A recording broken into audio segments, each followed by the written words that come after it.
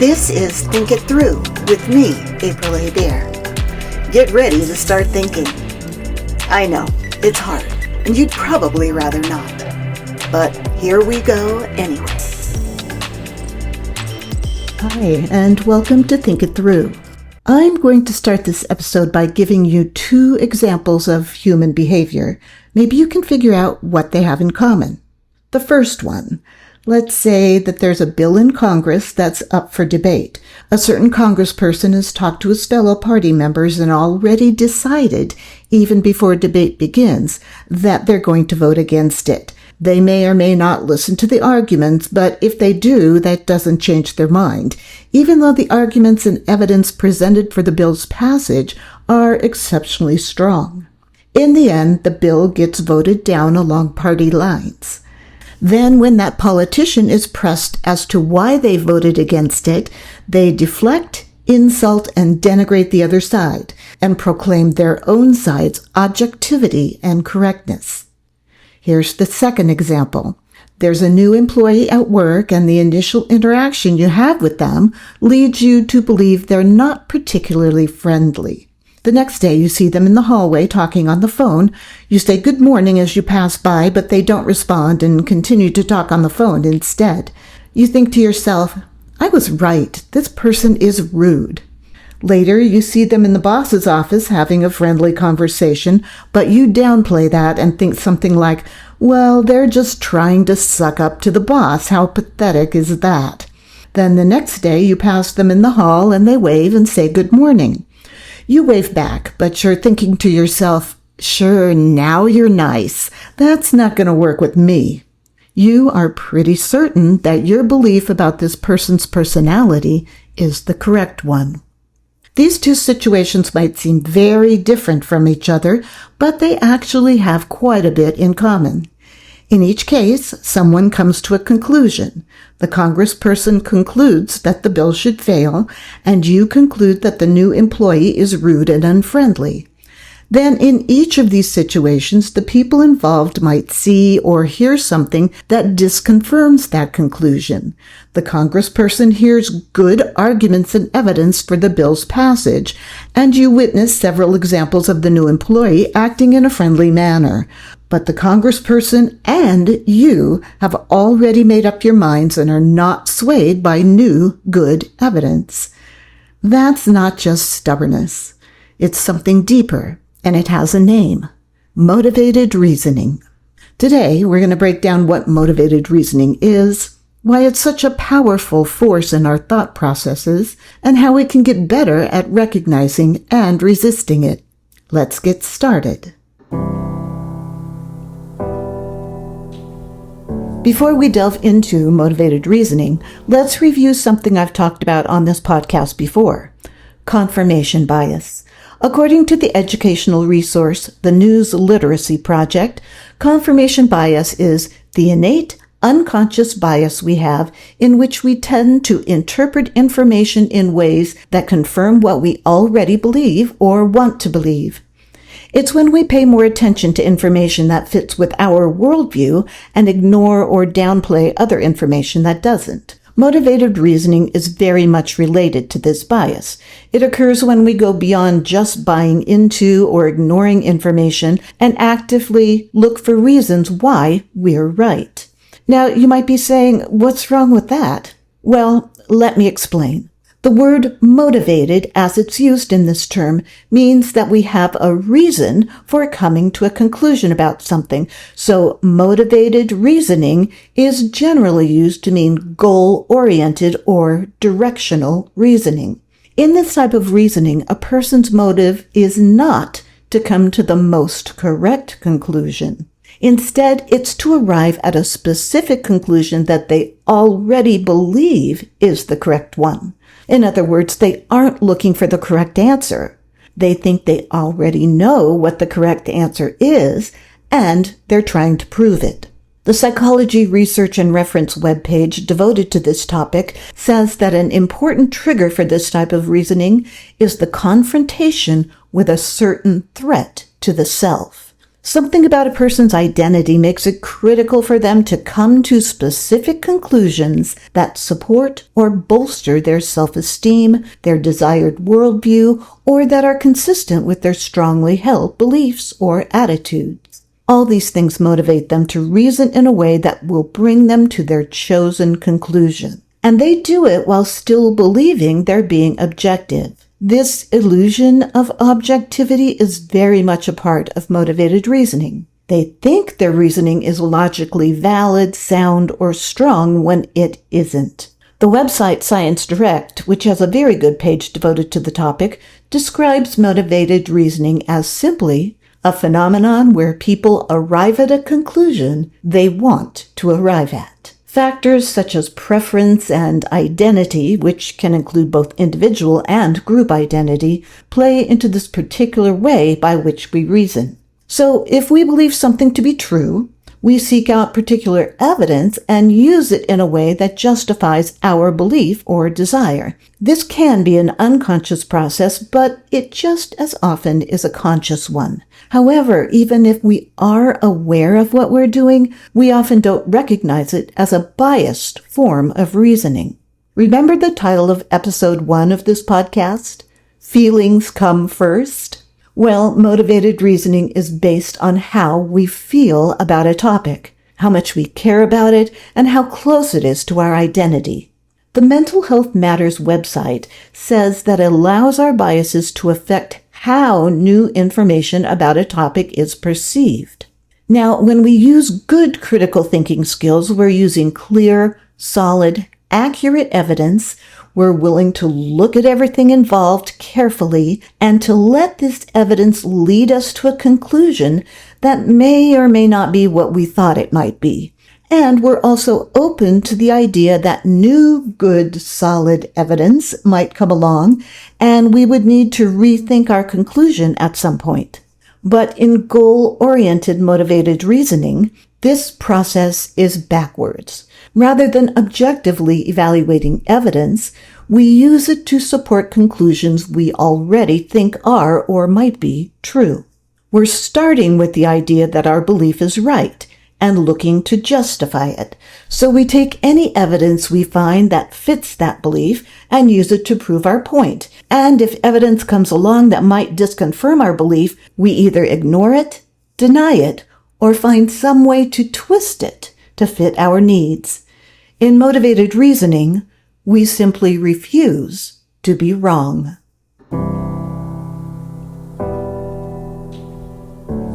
So why do we do this? I've already mentioned one reason, and that is to protect our identity.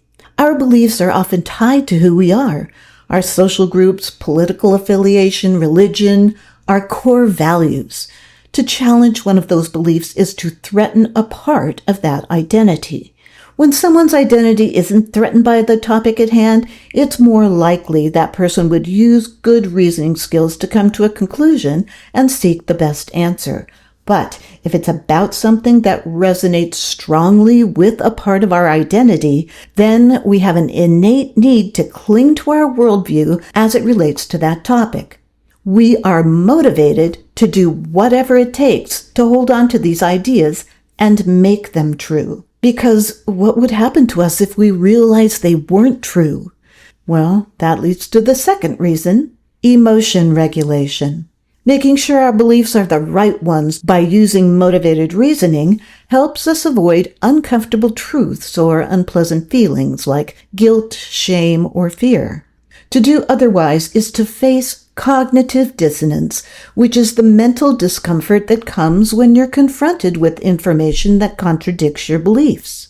The potential consequence of recognizing you're in error often involves feeling lots of mental discomfort. Maybe having to make some admissions or apologies to other people, or even changing your lifestyle to fit a new understanding of the world. None of that sounds enjoyable, so we often unconsciously do everything we can to avoid those feelings and consequences.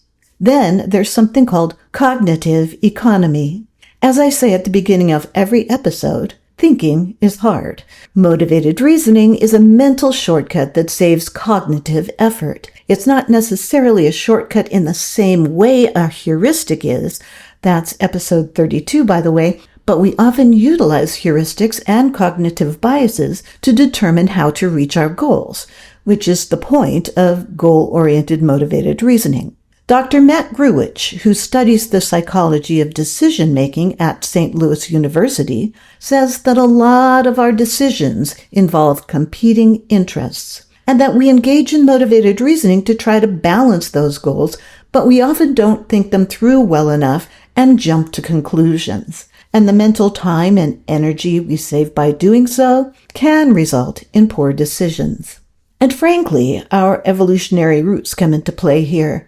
Motivated reasoning is actually a feature, not a bug. Being part of a cohesive group was a critical component of early human survival, and it still is. We haven't changed that much in the many millennia since then. And a big part of our identity is bound up in the groups with whom we associate. That means we're likely to support and echo the beliefs of our group and look for every opportunity to prove that those beliefs are the right ones to have. Now we know what it is and why we do it. Let's take a look at some examples of motivated reasoning in the wild. You might recognize someone you know, and that someone might even be you. First, let's take an example that you can probably relate to, buying a new car. For many people, a part of their identity is bound up in what kind of vehicle they drive. Now, maybe that's not you, but definitely some people fall into this category. They start out looking for cars and then fall in love with some big, beautiful, loaded SUV that's way out of their price range.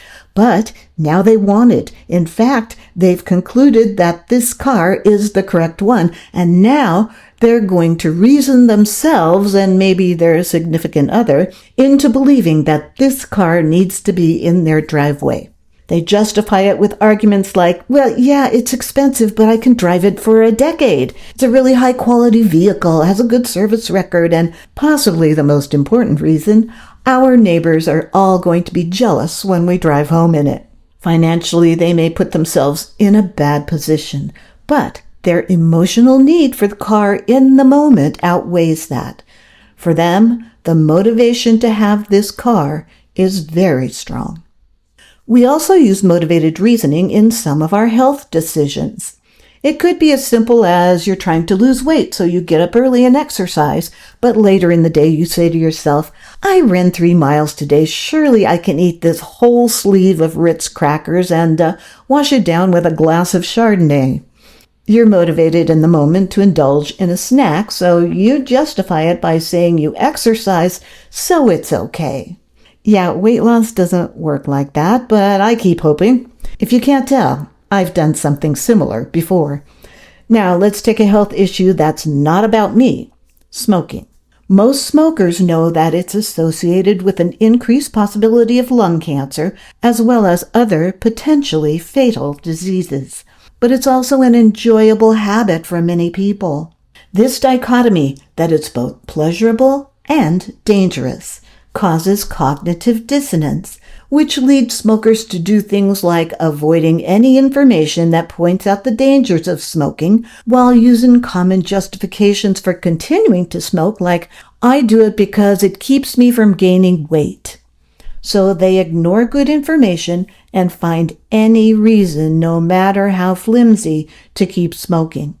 Smokers downplay the health risk because it's emotionally uncomfortable to face the truth. And then, of course, motivated reasoning is used prolifically when it comes to political beliefs. People accept or reject facts depending on whether those facts align with their political ideology. For instance, take the birther controversy surrounding Barack Obama. Ample evidence was provided of the fact that he was born in Hawaii and therefore qualified to be president. However, a sizable portion of Republicans continue to believe he was not, citing alternative birth records, none of which have ever been proven to be legitimate, or claims of inconsistency in official records and statements. Political motivations are at the heart of those conclusions. Research has shown that political partisan identity is responsible for motivating birther beliefs. It's also responsible for beliefs about climate change. About 70% of liberals believe that the extensive data collected over decades shows that the climate is changing and that human activity is a significant factor. Roughly the same percentage of conservatives, though, are more likely to think that humans are not responsible and that any data that points to that is flawed. They also tend to reject or downplay any new information that contradicts their beliefs, as well as seek out what they see as evidence that supports their viewpoint, which is a key part of motivated reasoning.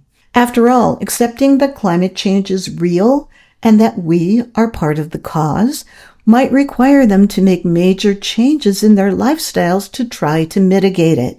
And that's just unthinkable for many people. So as long as they're convinced it's not that bad, they don't have to make any changes to their lives.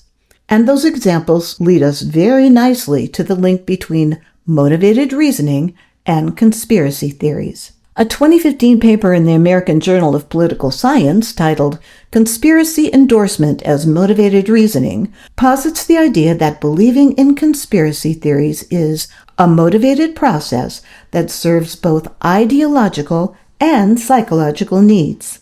According to the authors, someone who concludes that a certain conspiracy theory is real already has a particular ideological worldview that this conspiracy theory fits nicely into. So they use that theory as evidence that their worldview is correct. They also are motivated to protect that worldview, so they're going to ignore or discredit anything that doesn't support it and double down on it when confronted with obvious evidence that it isn't the case. That's why some people continue to believe that Sandy Hook was a hoax or that Hillary Clinton drinks the blood of children. These ideas may seem extreme and highly unlikely to most people. However, not only do these theories feel right to conspiracy theorists, they're also under the mistaken impression that far more people believe in them than actually do. Nobel Prize winner Gordon Pennycock conducted several studies that looked at this overconfidence, also called the false consensus effect. The results showed that while 12% of people might believe in a particular conspiracy theory, when the researchers asked those conspiracy theorists what percentage of the population also thought it was true, they said, on average, that 93% of people believed in it. So they often have an extremely skewed idea of the popularity of those theories. That belief imbues them with a sense of meaning and purpose and allows them to feel important. They feel like legitimate actors, and this allows them to rationalize both their beliefs and the behaviors that go along with them, giving them a sense of control over their world and reinforces a narrative that they're already invested in. I'll link to an article from YouGov, which is an online research data and analytics technology group that shows the percentages of people that continue to believe in some of the most common conspiracy theories. Even though the majority of people surveyed don't believe in them, despite what conspiracy theorists themselves think, the truth is that far more people believe in them than really ought to.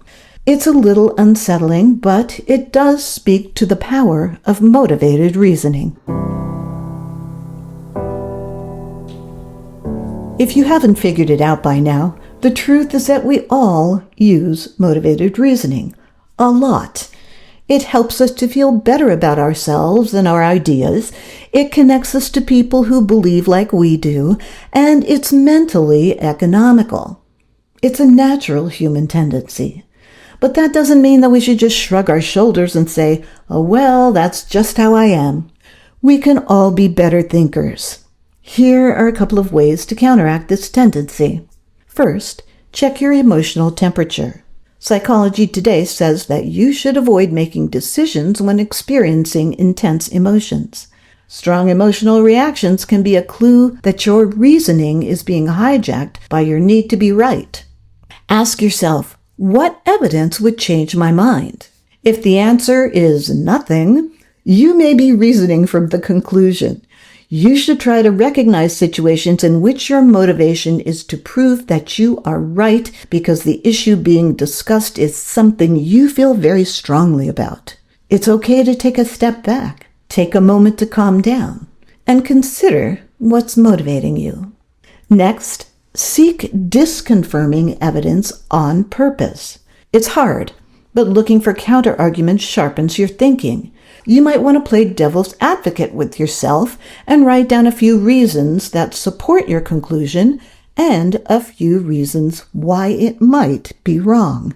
Ivan Jaretta, who holds a PhD in economics and management, studies motivated reasoning and how it affects decisions at the corporate level. He strongly suggests that when you go out of your way to seek evidence that doesn't support your conclusion, you're challenging your existing beliefs and assumptions, which is critical to reducing the impact of motivated reasoning and confirmation bias. He's not saying you should consider every crazy theory that's out there, but you should make sure that all plausible options are considered and that the final option is supported by solid, objective criteria. Of course, he's talking about corporate decisions here, but his advice is good for individuals as well. Third, review what it means to be a good critical thinker. I've talked so much about this in so many episodes that I'm not going to revisit it here. You can go back and listen to practically any of them and get a good understanding of what constitutes critical thinking. You might want to look at episode 19, in which I discussed the scientific method as the ideal way to think critically. Science researchers do their best to factor out things like emotions or personal beliefs so those don't affect the validity or reliability of their findings. While you certainly can come to decent conclusions without following the scientific method to the letter, reminding yourself of that process can help you make better decisions. Finally, you might try adding something called reflective thinking to the mix to help you evaluate your thinking processes. While critical thinking is systematic, analytical, and logical, and is essential for problem solving and decision making, reflective thinking is more about introspection and self-examination. It focuses more on the why, as in, why do I want this to be the correct answer? Why is it important to me that others see me as an advocate for this idea? This insight into your thoughts and behaviors can also improve your decision making. I'll link to a good article about reflective thinking if you want to learn more about it. Also, there's a really fun and interesting website to explore called This versus That. It's all about comparisons, and you can type any two things into its search engine, and it will show you the similarities and differences between those things. I'll link to a page on that site that explains the difference between critical and reflective thinking in the show notes. As we've learned, we're all vulnerable to motivated reasoning. Becoming aware of it and working to mitigate its effects on our decisions is a big step towards better thinking. Next time you feel defensive about a belief, pause and ask yourself, am I trying to get to the truth, or am I trying to be right at the expense of rationality? Check your emotions. Look for reasons why you might be wrong, remind yourself of what good critical thinking looks like, and ask yourself why it's so important for you to be right. Yes, all humans engage in motivated reasoning, but we can all take the steps to clearer, more rational thinking and better outcomes for ourselves and the people around us. Thanks for joining me today. If you like this episode, share it with someone who might find it helpful. And don't forget to check out the show notes. Until next time, I hope you use the knowledge you've gained here to help you think it through.